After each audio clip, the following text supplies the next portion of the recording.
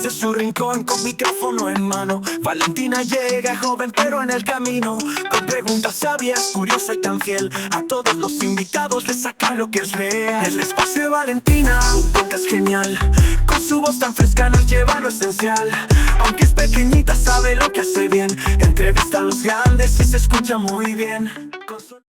Hola exploradores, bienvenidos al Espacio de Valentina conversando con expertos. Hoy tenemos a un invitado de súper lujo, alguien que sabe muchísimo sobre cómo funcionan las cosas en México, Jorge Carrasco Araizaga, director de la famosísima revista Proceso. Si no la conocen, es como la revista donde se publican las investigaciones más a fondo y las verdades más importantes sobre la política de nuestro país. Jorge Carrasco no solo es un jefe, es un periodista de una trayectoria. Estudió en la UNAM, tiene un máster de periodismo en España, ha trabajado en periódicos importantes y hasta en la oficina de la ONU. O sea, sabe de qué habla. Desde 2003 ha sido una pieza clave en Proceso. Hoy vamos a platicar con él para entender cómo hace tan especial a Proceso, cómo se consiguen las notas más importantes y lo más interesante para nosotros. ¿Cómo puede el periodismo ayudarnos a los niños y jóvenes a entender mejor el mundo y a hacer cuidados y a ser ciudadanos que no se creen cualquier cuento? Prepárense para escuchar a un experto en busca de la verdad. Bienvenido a nuestro espacio, Jorge. Muchísimas gracias, Valentina. Qué gusto estar aquí conversando contigo. Es un gusto enorme poder conversar con el público joven. Nosotros siempre estamos pensando en lo que está pasando en este país, pero pensando en adulto público. Entonces, que estés aquí en la casa de Proceso, pues para nosotros todo un enorme gusto y un gran lujo de tenerte aquí. Igual, muchas gracias por recibirme aquí en Proceso. Y Jorge, ¿hubo en algún momento de tu vida que te hizo decir, esto es lo mío, yo quiero ser periodista? Sí, definitivamente. Cuando estaba en la universidad, más bien desde el bachillerato, me quedó muy claro que mi vocación era salir a la calle, preguntar a la gente qué estaba pasando y tratar de explicar a los demás esa realidad. Entonces, sí me quedó muy claro desde joven que quería ser periodista. Sí, y también usted trabajó en las Naciones Unidas, fue corresponsal. ¿Qué aprendió en esos lugares que ahora aplica para entender a nuestro lugar que es México? La experiencia de Naciones Unidas me ayudó mucho, me abrió muchísimo la perspectiva. Es la organización donde concurren cerca de 200 países, discuten los temas mundiales, pero también tienen agencias especializadas, por ejemplo, en educación, ¿no? Ciencia, cultura, educación, en derechos humanos, en medio ambiente, en comercio internacional. Entonces, eso me dio un conocimiento enorme de lo que ocurre fuera de México. Y luego, como corresponsal, me tocó una experiencia muy importante que fue el cambio de régimen en Chile. En Chile hubo una dictadura militar en los años 70 y duró hasta 1989, el año en que yo llegué a Chile, y me tocó vivir lo que significa la transición de un régimen dictatorial a un régimen democrático. Y en ese momento no solamente era la experiencia de conocimiento político, sino también económico, porque Chile había pasado por un cambio económico de modelo económico muy importante que después se aplicó aquí en México, de manera que cuando regreso, pues venía con la experiencia de lo que significa la transición política, de lo que significa lo que fue el cambio económico en América Latina, y temas tan importantes como la justicia en el tema de derechos humanos. Sí, porque sí ha de haber sido un cambio muy importante. De repente una dictadura militar y de repente ya país democrático. Correcto, correcto. Entonces, ¿cómo se le tiene que hacer? ¿Qué tiene que hacer? ¿Qué acuerdos tienen que tomar los partidos políticos? ¿Cuáles son las demandas de la sociedad? Por ejemplo, en ese momento, una petición muy extendida de la sociedad chilena era que se esclareciera lo que pasó en términos de violación, ¿no? de desaparecidos, porque la dictadura operaba de esa manera, ¿no? Controlaba, tener el control de la sociedad y de manera coercitiva. Entonces, detenían a personas de manera ilegal, los desaparecían, los torturaban, en fin, durante muchos años, durante 17 años que duró la dictadura.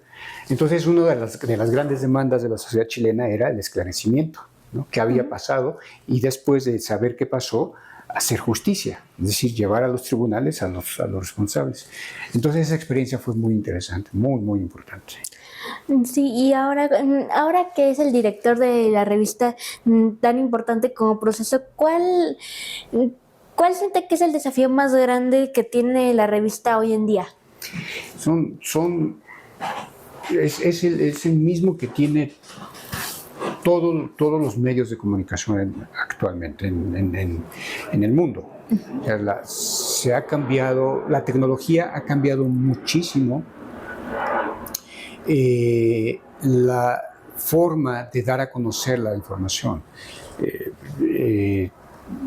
Las redes sociales han transformado completamente la manera en que se difunde la información. Antes, los medios teníamos el monopolio, ¿no? de la difusión, ¿no? Hoy no, hoy dependemos mucho de las redes sociales. Entonces la tecnología ha cambiado mucho. Y al cambiar eso, te cambió Tienes que reinventar las cosas. Tienes que reinventarte, porque sobre todo, sabes, por la parte económica. Uh-huh. Porque antes, por ejemplo, en el caso de Proceso, llegábamos, había números, ediciones semanales, la revista se publicaba cada semana, y llegábamos a vender hasta 100,000 ejemplares por semana. Con la llegada de la tecnología, hoy el público joven, sobre todo, y no tan joven, hablo ya de personas de más de 30 años o más, ya no leen las revistas o los periódicos, ya todo está en los teléfonos. Entonces, ese es un gran reto que tenemos todos los medios, ¿no? Cómo seguir viviendo en términos económicos, uh-huh, con esta transformación enorme. O sea, antes, imagínate, vender 100,000 ejemplares pues era un ingreso importante para la revista. Uh-huh. Hoy no. Hoy, ¿cómo hacer para que los ingresos, para tener ingresos y mantenernos como? Entonces, ese es el gran reto de todos los medios en todo el mundo. Y el caso específico de Proceso es mantenernos como lo que hemos sido durante ya casi, en noviembre, el próximo mes vamos a cumplir 49 años. 49. Entonces, la gran tradición de Proceso ha sido la del periodismo crítico, pero responsable. Es decir, no se trata solamente de decir cosas y lanzar golpes espectaculares, no, se trata de fundamentar la información, hacer un ejercicio responsable del periodismo. ¿Y cree que las redes sociales están apoyando o contrarrestando pues la revista? O sea, así diciendo de que los ayuden a hacer las cosas, o están siendo como nuevos enemigos. Digamos que es dual, ¿no? O sea, por un lado, igual, como un fenómeno que ocurre en todo el mundo, circula muchísima información falsa, mucha información falsa, manipulada, circulan videos que se hicieron en otro momento y de acuerdo a las circunstancias se presentan y confunden a la gente. Entonces, en ese sentido, nos obliga todavía a ser mucho más cuidadosos con la información. Entonces, ese es un reto que tenemos, ¿no? Todos los medios, pero también puede ser un aliado, O sea, las redes sí representan retos, pero también son un aliado, porque a través de las propias redes es como podemos llegar a público joven, a públicos jóvenes, y donde podemos difundir de manera masiva nuestra información.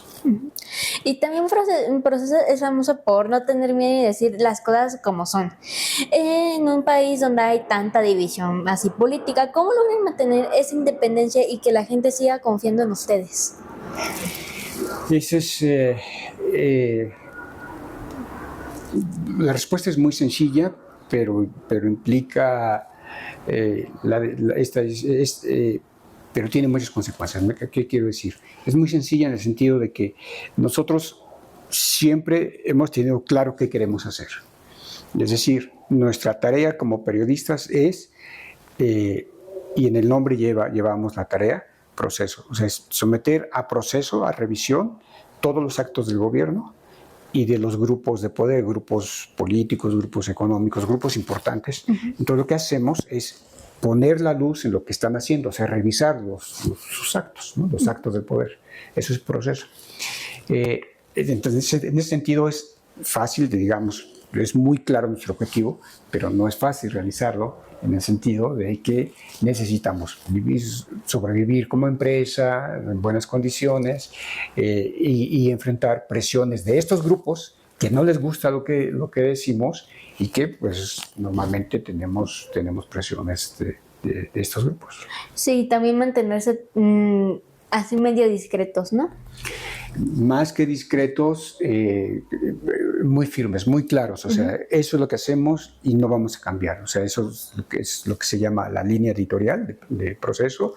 La línea no cambia, no ha cambiado en 49 años y eso es la gran definición que tiene la revista. Como nos comenta también, sabemos que tratan temas difíciles como corrupción o el crimen organizado. ¿Cómo hacen para proteger a su equipo y estar seguros de que la información que publican sea 100% real? Son estándares que debe cumplirse en el periodismo, ¿no? O sea, tienes que tener la información. Si tú tienes una información, te dijeron, oye, sabes que pasó esto, te lo invento, y te dicen una cosa muy atractiva, muy interesante. Lo que hacemos nosotros es verificar si lo que nos están diciendo es cierto. ¿Cómo lo hacemos? A través de documentos, preguntar a mucha gente. Digamos que ese es un estándar en el periodismo. En México, lamentablemente, el periodismo ha carecido de rigor por muchos años. Y entonces se publican muchas cosas a medias o verdades parciales o con un interés, publico algo para perjudicar a alguien, intencionalmente para perjudicar a alguien. Entonces, eso, cuando uno lo hace, cuando hace periodismo con los estándares técnicos, internacionales reconocidos, de ser claro, de verificar, de preguntar a las distintas partes que están involucradas en un tema, eso nos protege mucho, ¿no? Pero esa es la parte técnica, pero hay otra parte que es muy importante, que es la parte ética, es decir, cómo comportarnos ante la información, ante las fuentes de información. ¿Qué quiere decir? Que tenemos que ser honestos. O sea, si tenemos una información que no podemos sostener, pues por muy atractiva que sea, no la podemos publicar, ¿no? O si estamos implicando a alguien, a una persona, pues tenemos que forzosamente preguntarle antes de publicar, ¿no? Entonces, esos comportamientos éticos, o por ejemplo, hay otra cosa que ocurre y hay que decirlo. Hay muchos, no sé, hay una práctica común o más o menos extendida que consiste en comprar información. Nosotros no compramos información. Alguien te puede decir, por ejemplo, puede estar muy interesado y decir, oye, es que el tema que yo tengo es muy importante, es muy interesante y quiero que se conozca. Y pues sí, a ver, dame la información. Y tú en el periodismo, en la redacción la valoramos y decimos, bueno, si vale la pena, no vale la pena. Pero esta persona te puede estar diciendo, oye, por favor, necesito que se publique, yo te pago para que... No, o sea, tú no me pagas, no me tienes que pagar porque yo tengo un sueldo de mi empresa, por un lado, pero por otro, no es la función del periodismo, ¿no? Y lamentablemente sí hay varios ejemplos de cómo se compra información aquí. Y esa parte, eso es faltar a la ética, eso es faltar a los valores del periodismo. Y entonces, cuando uno hace periodismo con ética, créeme que es un blindaje, un gran blindaje para los periodistas. Y también como comentábamos ahorita, hoy todo es por TikTok y noticias rápidas. ¿Por qué sigue siendo tan importante una revista que sale una vez a la semana y se toma su tiempo para contar las cosas como son? La revista ahora está saliendo cada mes porque ha cambiado, como te decía, el modelo, ¿no? Antes era cada semana, había mucha demanda. Ha cambiado, la gente ya no compra los periódicos, las revistas, y entonces hicimos un impreso. Entonces ahora es impreso, ¿no? Pero seguimos teniendo un gran número de lectores. ¿Por qué? Porque lo que hacemos es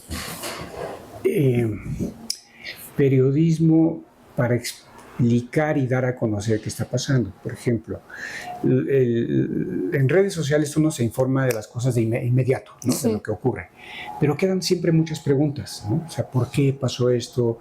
¿Por qué hicieron esto? ¿Por qué dijeron aquello? ¿Por qué hicieron? Y lo que hacemos es tratar de explicar y presentar el problema en general, y hay mucha gente interesada, porque eso es muy importante, nunca hay que despreciar a los lectores.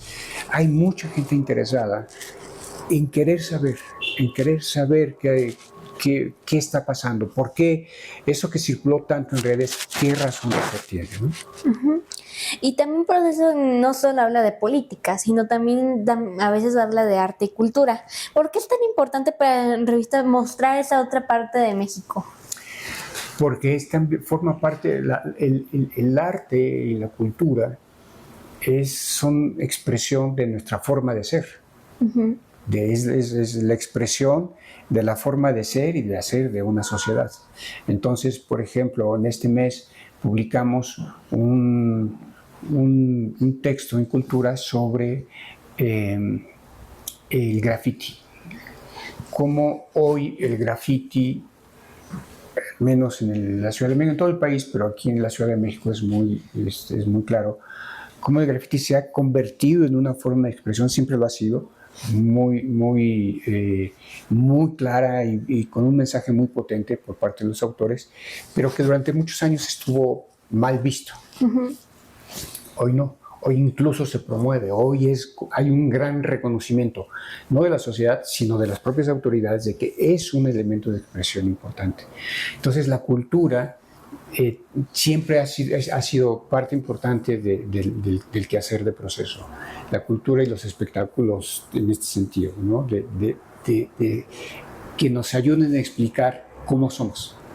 Sí, y también desde su experiencia, ¿por qué es tan importante que los niños y jóvenes que estamos en la escuela nos interesemos por lo que pasa en la política? Eso es súper importante y me remito a tu presentación, que fue muy buena, cuando decías que, cuando hablabas de los ciudadanos, cómo ser ciudadanos. Y yo creo que ese concepto es fundamental, es importantísimo, porque de lo que se trata es de crear ciudadanos. O sea, la ciudadanía no se adquiere solamente por la edad, ¿no? Llegas a los 18 años y ya tienes la condición, la Constitución ya te reconoce como ciudadano. No, la ciudadanía implica otras cosas. La ciudadanía implica, por supuesto, el reconocimiento de derechos, pero también de obligaciones. ¿Cómo tengo que comportarme yo ante la sociedad, ¿no? Entonces, un ciudadano informado, o una persona informada, quiero decir, es un ciudadano crítico. Uh-huh. Y entonces, en ese sentido, lo que nosotros hacemos, el periodismo lo que hace cuando informa, está ayudando a la formación de ciudadanos, a la formación de opinión, de pensamiento crítico. Y creo que ese es uno de los grandes resultados de lo que debe ser un periodismo serio, es decir, formar opinión. opinión respaldada en elementos reales, porque bueno, cualquiera tiene tiene opinión y es lógico, es normal, o sea, me gusta, no me gusta, sí, no, porque no, porque estoy de acuerdo o no, sino más bien mostrar o dar todos los elementos para que ese ciudadano o esa persona se convierta en un ciudadano crítico con información sólida. Entonces ese trabajo del periodismo es muy importante. Sí, porque si no se tiene al ciudadano así como que informado. Lo que tenemos, el resultado es algo que los sociólogos identifican como la masa. Hay una masa por ahí circulando, moviéndose, pero no son ciudadanos críticos. Y para lograr la ciudadanía se necesita la información. ¿Y cómo cree que nos ayuda el periodismo profundo de proceso para entrenar nuestra mente y para no creer todo lo que vemos en redes sociales y distinguir noticias falsas o fake news? Eso, la gente obviamente pues no tiene mucho tiempo tampoco, no le interesa meterse, pero lo más recomendable es no ver o no quedarse con las noticias de proceso en las redes, sino revisar las noticias dentro de toda la cobertura que hacemos todos los días. Si hay un tema que a alguien le interesa, puede hacer un seguimiento de la cobertura de ese tema en la página de proceso y va a tener un montón de elementos para poder saber qué información es cierta o no. Y si tuviera que elegir de los temas más cruciales que los jóvenes mexicanos deberían entender hoy para tomar mejores decisiones en el futuro, ¿cuáles serían? ¿Temas? Sí. Puede sonar muy elevado, pero no creo no estar equivocado. Estamos viviendo una etapa política muy negativa para México, porque estamos viviendo una concentración del poder en unas cuantas manos. Las sociedades deben estar representadas, todas las voces deben de escucharse, estar equilibradas, y hay muchas maneras. La historia política nos dice cómo se puede llegar a sociedades equilibradas, ¿no? De un lado tienes el presidente, que es el poder ejecutivo, luego tienes a los legisladores, que son los que hacen las leyes, luego tienes el poder judicial, que son los que revisan que los dos poderes actúen bien. Y eso se llama un equilibrio de poder, pero luego ese equilibrio se va a unas manos. Si se concentran en unas solas manos, estamos en un peligro, y esa es la etapa que vivimos hoy. Hay una concentración de los tres poderes en una sola mano. Es como una balanza, ¿no? O sea, de repente todo está igualado ahí en las tres partecitas. Ya sé que tiene dos, pero vamos a ponerle tres esta vez. Pero nada más se le va unas manos de repente y pues ya. Efectivamente. Todo es una muy buena figura. Entonces, si concentras todo en una sola mano, en unas solas manos, pues no hay balances, ¿no? Y luego, además de esos balances, hay otros dos que son muy importantes, que son la transparencia y el acceso a la información. Es decir, que lo que hacen los gobernantes se tiene que saber qué hacen y cómo lo hacen. Y si lo hacen mal, entonces pedirles cuentas públicamente. Pero cuando lo que hemos vivido en los últimos años es que estos dos elementos de rendición de cuentas y de transparencia se han eliminado también. Entonces es, por un lado, concentración de poder, y por otro lado, eliminación de estos dos elementos importantes en donde la sociedad juega un papel. ¿Qué quiero decir? Que hoy vivimos esta situación de concentración excesiva de poder, y entonces para las siguientes generaciones ese va a ser un gran reto. Cómo reconstruir un sistema de división de poderes, de equilibrio de poderes, de participación social. Y los cambios sociales y políticos se tardan años, ¿no? Me parece que a los chicos y jóvenes de hoy va a ser una tarea que les va a tocar realizar. Y si un joven que nos está escuchando quiere ser periodista, ¿qué le aconsejaría para empezar bien esta carrera, especialmente aquí en México? Que lean mucho, que lean mucho, que lean por supuesto literatura, que vean cine, que sean muy curiosos, que estén preguntando por qué las cosas no deben asumirse como un dogma de fe, como una creencia firme y se acabó, sino que tienen que tener la duda, pero sobre todo tienen que informarse, tienen que leer. Aparentemente hay cosas que que no sirven para el periodismo, pero no es así. El periodismo exige una formación universal muy importante. Entonces, si te gusta la literatura, en algún momento es un gran auxiliar para el periodismo.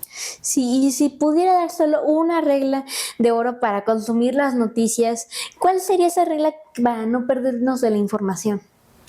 Irse a las fuentes originales. O sea, sí, a lo mejor enterarse por redes, pero ir a la fuente original. O sea, salió un proceso y vamos a ver exactamente qué es lo que está diciendo el proceso. Y para usted, ¿qué significa la palabra ética en el periodismo y cómo se asegura que su equipo trabaje en ella y que no se vaya a desequilibrar? La ética, como decíamos hace rato, es una definición en beneficio de la profesión, en beneficio del periodista y en beneficio del público. Son principios que debemos estar cumpliendo permanentemente, todos los días. Por ejemplo, no comprar información es una definición ética, es decir, yo no compro información. O equilibrar la información, preguntar a la gente, a los implicados también el balance de la información es otro principio ético. ¿Cómo lo hacemos acá? Pues justamente eso, cuando revisamos los textos, cuando estamos en este proceso de elaboración de textos, estamos revisando que se estén cumpliendo pues el balance, la información lo más completa posible. Es decir, no decir mentiras. Sí, para que no se pierda nada y no estemos dando mala información a la gente. Efectivamente. Y también es cierto, a veces uno se equivoca. Bueno, nada es infalible. Entonces, cuando uno se equivoca, reconocer el error también. Eso también es un comportamiento ético. Sí, y en su trabajo, ¿cómo sabe que la información que publican es realmente la verdad de lo que realmente ocurrió? Esa es una pregunta más filosófica, pero el objetivo es alcanzar la verdad, pero la verdad no es única. La verdad tiene distintas, se ve, un objeto se ve desde distintas partes. Yo lo veo desde aquí, tú lo estás viendo de otra parte, el público lo está viendo desde otra perspectiva. Entonces, la verdad tiene distintas maneras de aproximarnos. Entonces, lo mejor es decir, bueno, del pedazo que estoy viendo, esto es lo que veo, esto describo lo que estoy viendo del pedazo. Entonces, no hay una verdad única, no hay una verdad acabada, pero sí hay hechos muy concretos, muy específicos, y a esos hechos son a los que nos concretamos. Y si pudiera usted viajar en el tiempo y hablar con su Jorge más joven que el que estaba apenas empezando, ¿qué consejo o clave le daría a sí mismo?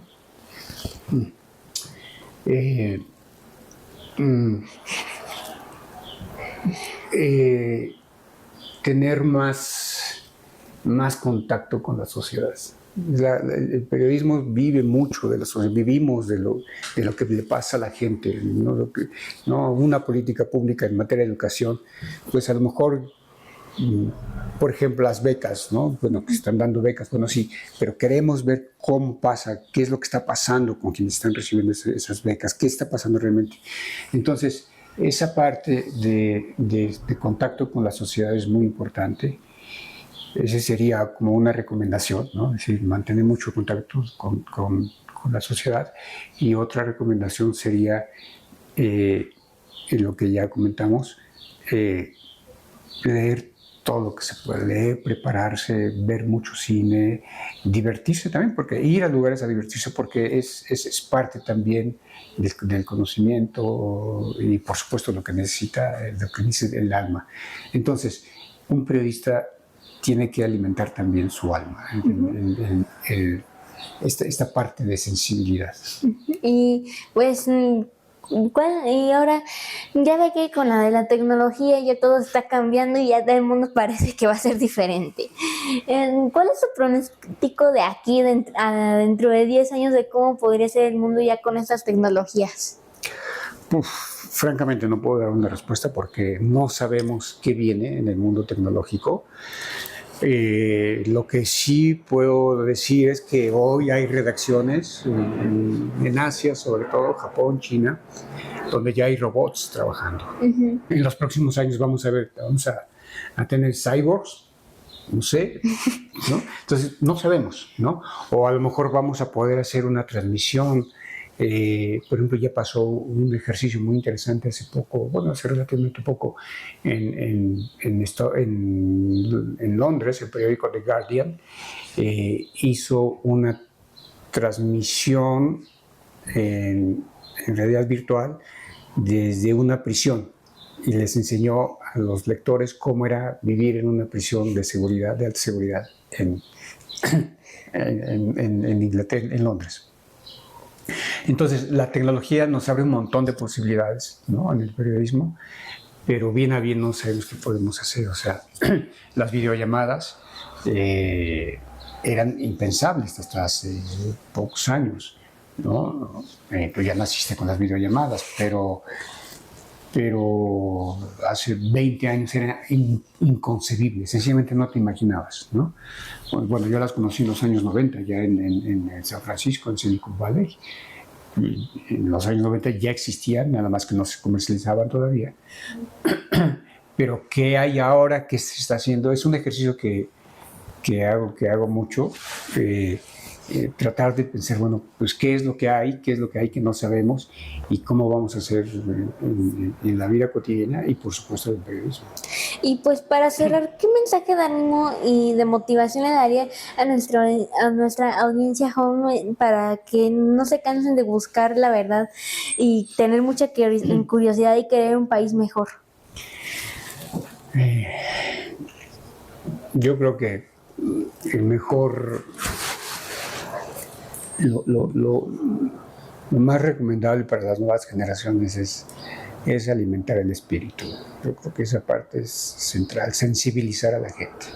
Una persona sensible avanza hacia la crítica, ¿no? O sea, sensibilizar quiere decir que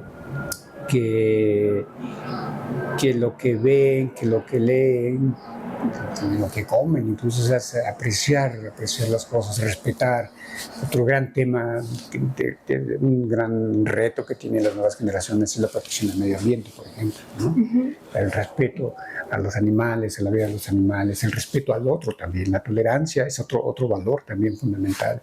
Entonces, formar a los jóvenes, a los chicos y a los jóvenes en estos valores me parece que es fundamental. En general para los retos que vienen, la sensibilidad, el respeto, la tolerancia, el respeto a la vida, el medio ambiente, a los seres vivos, y por supuesto la formación, el alimento del espíritu, que son las lecturas, el cine, todo esto.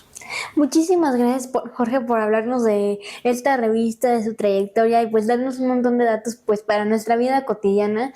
Muchísimas gracias por compartir toda esta información. Y tienen, obviamente, no sé, pero ¿tienen alguna red social, no sé, alguna página web para que ahí lo sigamos? Sí, estamos en las redes sociales, en YouTube, en TikTok, en Twitter, todas con proceso, ¿no? Todas son proceso y ahí estamos, tenemos en Twitter tenemos estamos como 5 millones, arriba de 5 millones de seguidores, en Facebook también, ¿no? O sea, tenemos bastantes seguidores. Entonces, estoy seguro que este programa nos va a ayudar a tener público joven, lo cual te agradezco mucho. Te agradezco muchísimo esta visita, agradezco muchísimo que hayas pensado en proceso. No, igual, no lo mencioné. Muchas gracias por recibirme aquí en Proceso. Muchísimo Y gusto. pues igual le agradezco mucho a mi público, pues que nos ve en todos mis episodios.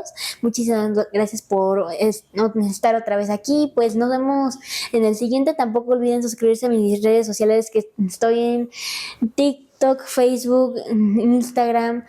Y bueno, y bueno, casi igual en todas excepto en X.